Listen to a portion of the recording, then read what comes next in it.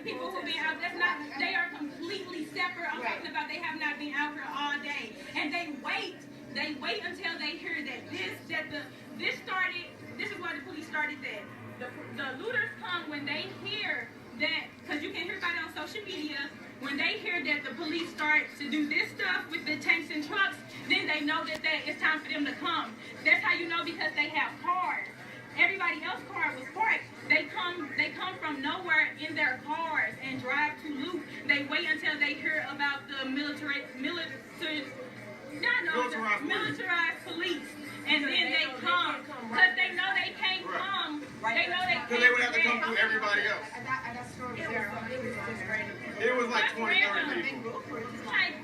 But they weren't together though. It was like 2 people here, 3 people there. They hear about that. They hear before, if the police don't do this, that won't happen. And the media was putting it out like it was the protesters who got really mad and started doing that.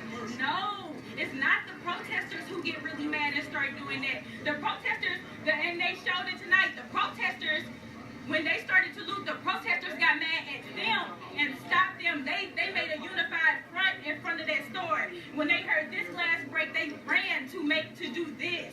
Antonio French and a whole bunch of us ran in front of them. They said stop, and it wasn't. And then when Antonio French left, when they came back, it was like, oh, we're gonna go shoot y'all. Antonio French joined them. Like, these were protesters and young men and civilians who just stopped it. They stopped their looting, and I made sure that some of the media saw that. Y'all have to tell that story. These are separate. The looters are separate, completely separate. So a lot of people here, they don't want their faces on camera because they said that people they know have appeared in the media being accused of being looters. It's 2:08 a.m. So we're just hearing now from the locals here. I can't shoot their faces, but they're trying to avoid being. Nothing about the robbery or that Michael Brown was a suspect in said robbery. So that being known, and yet the media is still spinning it over and over and over. It's a part of race. It's embedded in this country's country. It's built on race. People say this country is built on freedom and all this and the third. No, it was encoded in the laws that certain people weren't people. That were 3/5 of a person with tax purposes intended.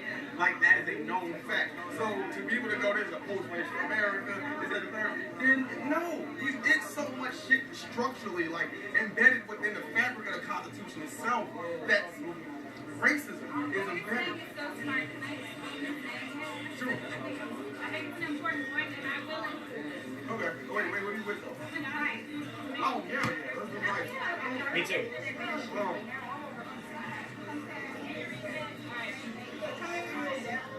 so the problem is that people don't trust the media right now is because the media is a part of the whole system that from the very beginning of this country has been embedded within it.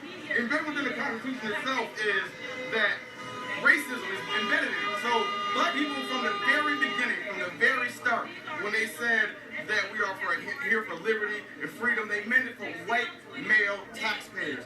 Black people were 3/5 of a person with tax purposes intended. So within the documents that founded this country that we base all our laws on, that in itself, racism is embedded in it. So to try to fix structural racism where we're going to do one little thing here or one little thing there, that's not enough. That's not how it works. To fix racism, you have to rebuild the system from the ground up. So even though you have things like the 13th Amendment, the 18th Amendment, you have different amendments that try to fix the racism embedded within it, you have to also with the people itself. You have the St. Louis Dispatch actually did a thing yesterday. Today, they went over to Florissant and asked white people in Starbucks, what do you think was going on in Ferguson? First off, most of them wouldn't even watch the news and had no idea what happened, but they knew a boy was killed, and their reaction were, well, what did he do to deserve it? I know he did something.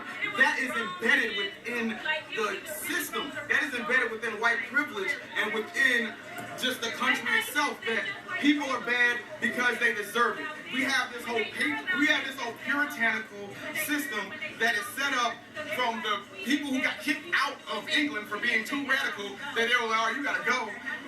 that people who have bad things happen to them had them deserve it. And so since we must have deserved slavery, we must have deserved Jim Crow, we must have deserved 100 to 1 crack laws, we must have deserved the war on drugs, we must deserve racial policing. So now, if you would have that mentality that black people, and it gets passed off from person to person and generation to generation, that black people deserve what happened to them, then when you go ask them, there is no question. Well, wrong happened to them, so they must have deserved it. And that's why people don't trust the media, because the media runs with that same narrative, because if they try to do something fair and balanced, like Fox News says they do, if you try to run fair and balanced, you can't, because fair and balanced means, what does our audience want to hear from the news? What does our audience think the news is? And so we give them that. We don't, and that's the problem with partiality within news, partisanship in news. There's so much partisanship. You got MSNBC on the left. You have CNN that tries to be in the middle, but they're really more like Obama, middle right. And then you have Fox News, which is insanity. So that's the problem. No one's actually talking about the news. It's talking about what they think the news is, what they think of the news. There's no news channel that's saying, this is what happened, draw your own conclusions. That's the problem.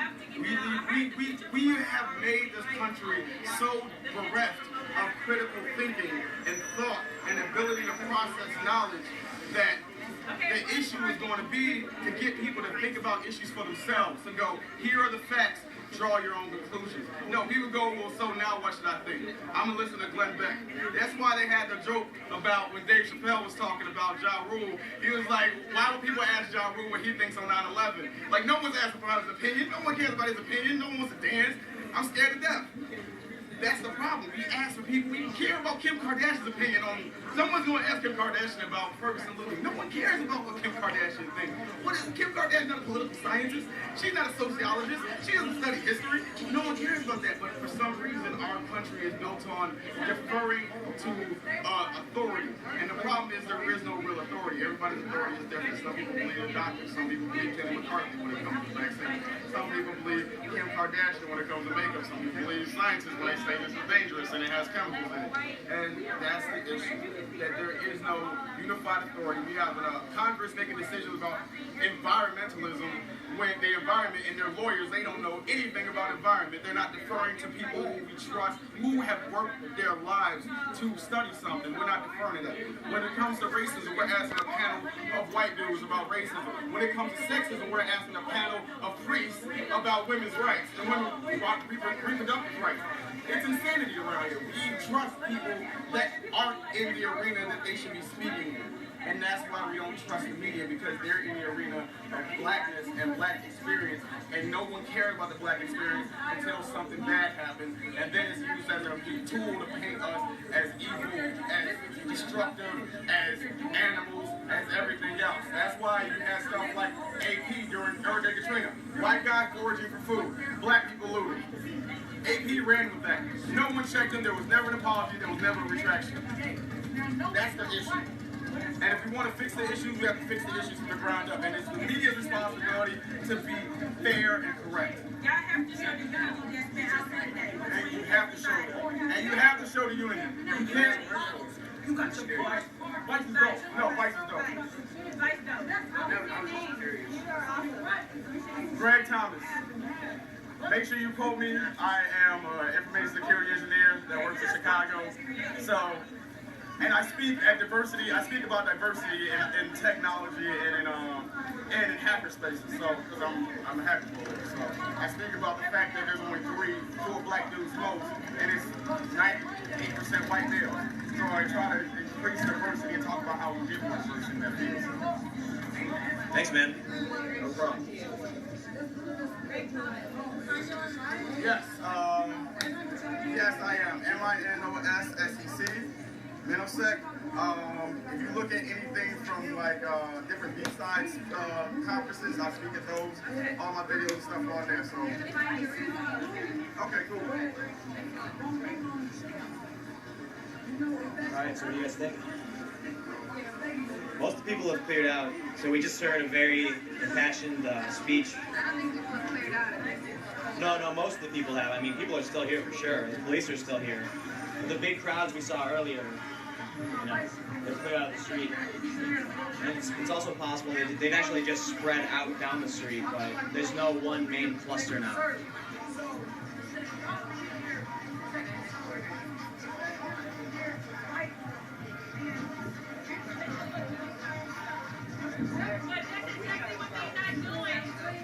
Close enough to go right in. 2:16 a.m. here in Ferguson, Missouri. It's the site of the Michael Brown protests. It's been going on for the past week. And, you know, yesterday we saw the switching of the police command, essentially. That the state patrol would be taking over. We saw the chief, Ronald Johnson, marching with the protesters yesterday and today. And just about an hour before, you know, the police showed up, Congressman William Lacey Gray was here too. But for whatever reason, we've seen a tear gas grenade with some black powder pouring out of it. And someone told us, they said the police, they ran up through it and ran back. And then maybe 15, 20 minutes later, the police line formed just down the road from the protest, started moving forward. Within minutes, looting just kicked off. And it got real tense real fast. But now, the people here, there's a group of young men that are actually protecting the liquor store just on the other side of this McDonald's, and across the street at a Field Beauty Supply and what looks like an electronics shop. People are actually protecting it. And you know, we're hearing over and over again from the people here that these people who came in and started looting, they're not from here. They're opportunists. They wait until they know the police are coming and they run. And we even heard one of the guys looting, he said, "Get money." But then after that, we see these young guys standing in front saying, you know, these guys are opportunists, we're here to protect the store. So it's just, it just seems like a really difficult situation for the people in the community here.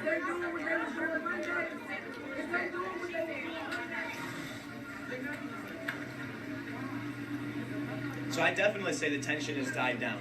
You know, we still have some people hanging out of their cars, driving through the street. The road seems to be mostly open.